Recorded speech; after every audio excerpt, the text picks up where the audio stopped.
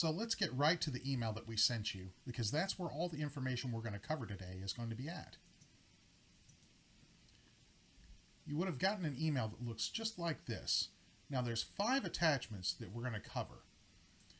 But when you get the email, sometimes you'll only see 3, maybe even 4 of the attachments. Look for a little down arrow or even a paperclip. Click on it and it should show you all of the attachments that we're going to cover. So let's get started.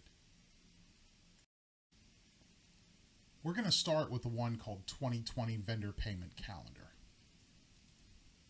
When you open this up, you're going to notice that all of the Fridays in every month are going to be shaded in gray. That's because every Friday ends up being a payday. We made this as a quick reference. If you look directly to the right of any of those Fridays, it will actually give you a date range. It says payment week. Like right now, we're looking at February of 2020. And February the 28th, you're going to get pay into your bank or loaded onto your bank card. You can look in reference to this, and it'll tell you exactly which week just paid for. The 28th paid for February 10th through the 16th. You can refer to this every week that you get paid. That way you're not trying to calculate in your head when you got paid for what. Now, the other section we're going to cover is this Oos deduction.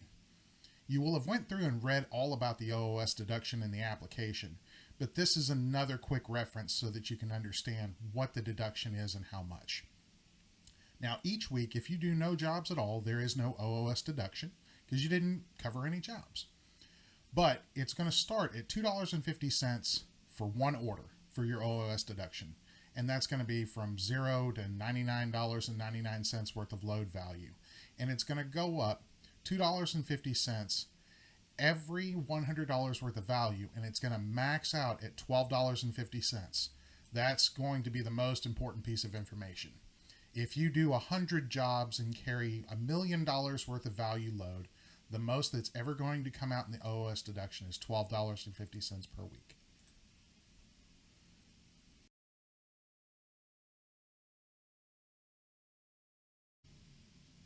Now we're going to take a look at the attachment called Vendor Invoice. This is the vendor invoice, and you're going to fill these out as you do jobs, and you're going to submit these every week to the office so that you can get paid. So print several of these out and just leave them on your clipboard with you in your vehicle. At the top, you'll put your name. At the top right, you'll put your IC number or your driver number. And each one of these 2-line blocks from left to right is where you'll fill in information every time you get a new order. You'll put the date, job number, where you picked up from, where you went to, how many pieces you picked up, how much it weighed, if it's something heavy, or if it's listed, go ahead and put it in there. Certain small items, if it's one piece, they're just going to say 1 pound or 8 pound or 10 pounds. But fill that in anyway, because it may be important information. Your on-site time is going to be what time you showed up or what time you picked up. Then your delivery time is when it's actually been signed for and accepted. Now you've got these 2 boxes right over here, signed by and printed name. We've moved since the pandemic to a completely touch-free system, so you're only going to worry about writing in the full name of who accepted your delivery here. Do not worry about getting an actual ink on paper signature here. Now you'll fill this out every time you do a new order, and when you get the next one, drop down another line, fill out another box. There's several on here, but you can constantly add another sheet. Now, first thing Monday morning, each week, you're going to scan a copy of this and email it into the office that you work with so that the manager has this on file, they keep it, they compare it for records, and make sure that everything's matching what's going to accounting so that we can ensure that you get paid for every order that you do.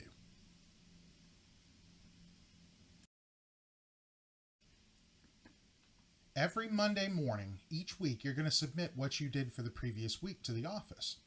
Now, some of you undoubtedly are going to be in and out of the office all the time with warehouse pickups, or it's just close by. If you are submitting this in person, we do suggest that you make a copy and keep it for your records. That way you can refer back to it if you have any questions or something needs to be checked. Now, if you're submitting this digitally, let's go back to the email that you got. there are 3 apps that you're going to need for your phone. Now, submitting that each week, you can do completely digitally with one of those apps. Right here, this section, we talk about a built-in scanner or tiny scanner or cam scanner. These are a few that we've tested that are free, but there's several out there. And iPhones, if you read and research, your iPhone will actually have this built in. But what these scanner apps are, all it is a free app on your phone that when you open it, it uses the camera on your phone as a scanner. You can take a picture of something and save it as a PDF document. So each week when you're ready to turn in your vendor invoice, you can use your scanner app, take a picture of it, rename it your name, your IC number, and the week, and then you can email it into the office. That's covered in here as well.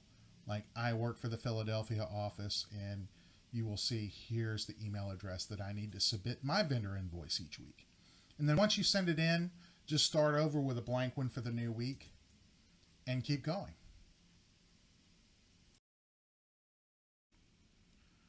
Before we move on, let's talk about the 3 mobile apps that you'll need. We've already covered the scanner app, but you're also going to need EC Mobile app, which is the actual dispatch app for your phone. That way we can actually assign you orders. You can mark your pickups and your deliveries and everything in the app. That one, when you go to download it, this is the icon. Make sure it looks like that, and then you got the right one. Now, once you log in for the first time, you're going to have to enter this information. That's why it's supplied here. Your username will be your IC number, so will your password. And the first time you log in, it's going to ask you for this other information as well. Website, server, activation code. Some of this is probably already going to populate in the actual app when you open it the first time, but not all of it. So make sure that you have this email in front of you so that you can enter it in. Now the other app is called the Xodo Pdf Editor. What this one does is makes it to where we can go touchless. A lot of clients have certain forms, and as long as you have this in there, the dispatchers can enter it into the dispatch software, and you'll be able to open it, and there will be boxes where you can click it and sign or print a name right on your phone so that there's no paperwork going back and forth. Let's take a look at what that icon looks like, because it's kind of hidden sometimes. It's going to look like this when you bring it up. You'll see it's by Xodo. But just look for this when you're looking to download that app. Now, as far as the EC Mobile Guide, that's going to be 2 of the attachments I sent you. They're both called EC Mobile Guide. One's for Android, one's for iPhone. So download and save the one that pertains to your phone, and you can just delete the other one. We're not going to cover that guide in this video, but open it up and read through it before you log in for the first time. That way it gives you a good understanding of how it works before you try and work. After you've logged into EC Mobile, you've entered this information and you've logged in, check the settings on your phone and make sure that location services are enabled and allowed to talk to EC Mobile. That's how the computer, your phone, dispatch, everything is able to tie itself together. Now, if you log in and you get an error, login failed or server failed or whatever, sometimes if you log into this thing too soon after I've sent you this email, say you get it right away and 5 minutes later you're trying to log in, don't fret. Delete the entire thing, give it an hour or 2, download it again, enter the information and log in again. If you're standing right there in the dispatch office and they're happy that you're there and they've got a job already, if this is not working, send me an email. It might just take a couple hours. You can still do work until we get this sorted out. The last attachment we're going to go over is the IC Communication Memo. So let's take a look at that. This is just a single sheet, helpful information of times that you might need to call into dispatch. Most of the time you're going to be using the EC Mobile app to mark your pickups, mark your deliveries and your PODs, proof of delivery. But there are going to be times where you need to call into dispatch and give them more information. Like you're going to be 10 or 15 minutes late because there's traffic ahead, or there's a wreck, or there's a train on the train tracks and you have to find an alternate route. Nobody's going to get mad at you if things like this happen, but you call and let us know, because we need to let our clients know as well.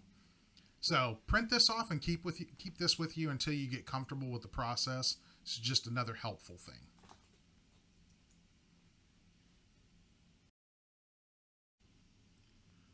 We're finally at the bottom of the email. Last step, just about got you ready to go. The last thing I need is I need you to email me back after you've finished this video. Let me know that you have finished this video. We'd like to set up a little 5-minute question and answer call with you and get you directed over to your office so that you can go in, meet the staff, and get started. 2 things we're going to need. Email me back the days and hours that you're normally available. If you sleep during the day and you want to work only night shift, we'd like to know that information so that they're not calling you at 11 o'clock in the morning for a job when you very specifically said that you are sleeping during the day. You only want to work nights. In that email, send me a picture so I can get your ID badge made. Now, I can't use a picture from your driver's license or passport or pre-existing identification card. Send me a new picture. As long as you don't have sunglasses on or a baseball cap and the background is relatively light colored, usually I can use it. As soon as I see that email with your picture and your hours and days of availability, I'm going to get you set up with a date and time to go into the office, meet the staff, and get started.